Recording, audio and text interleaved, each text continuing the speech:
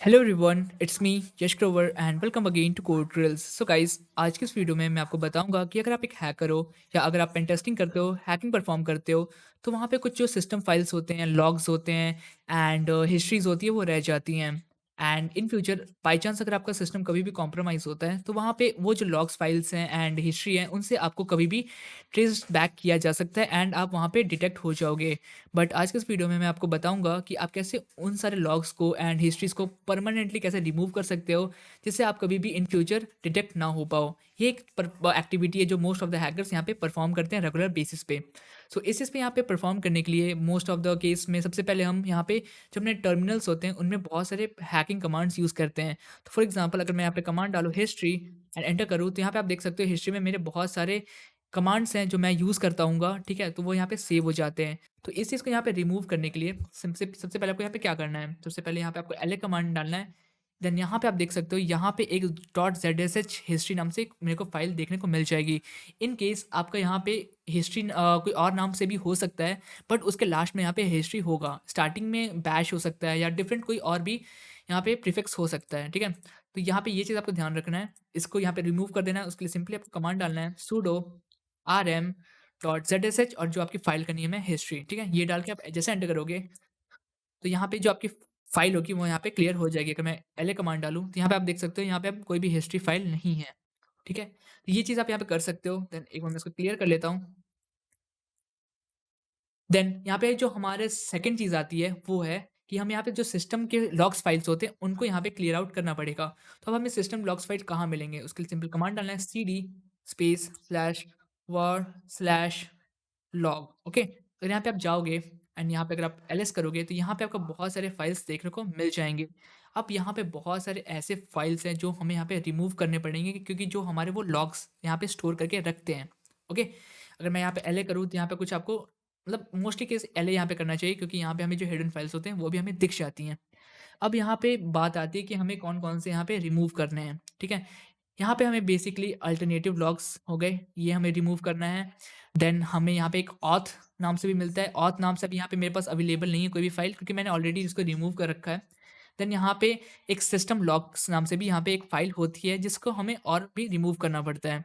तो वो मैं आपको लिस्ट में आपको स्क्रीन पे दिख जाएगा कि आपको यहाँ पे कौन-कौन सी फ़ाइल्स रिमूव करनी है। फॉर एग्ज़ाम्पल, मैं आपको ये वाली रिमूव करके अभी के लिए दिखाता हूँ। इसको मैं यहाँ से कॉपी कर लेता हूँ।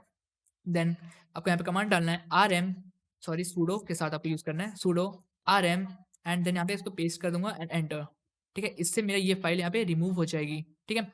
ये हो गई चीज़ें।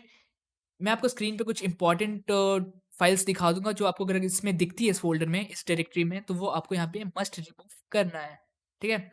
अब अब यहाँ पे एक चीज़ और आती है कि यहाँ पे अगर हम डायरेक्ट फाइल्स को डिलीट कर दें, तो वो भी एक सस्पिशियस चीज़ होती है, ठीक है? मान के चलो यहाँ पे मेरा एक boot डॉट लॉग का एक फाइल है। अगर मैं इसको डिलीट कर दूँ, तो ये भी तो सस्पिशियस रहेगा कि ये फाइल गई कहाँ, ठीक है? तो इस चीज़ से बचने के लिए हम यहाँ पे क्या कर सकते हैं, फाइल को ना डिलीट करके फाइल के अंदर जो भी कंटेंट है, उसको हम यहाँ पे डिलीट कर सकते हैं, ठीक है? फॉर एग्ज़ाम्पल, अगर मैं इसके अंदर देखूँ, sudo cat boot dot log, okay?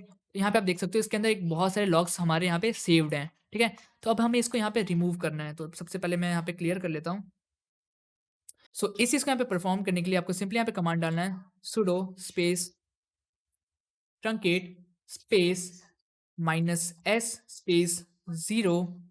Then यहाँ पे जो भी आपका फाइल का नेम है, बूट, फॉर एग्जांपल मेरा है boot डॉट लॉग, ओके?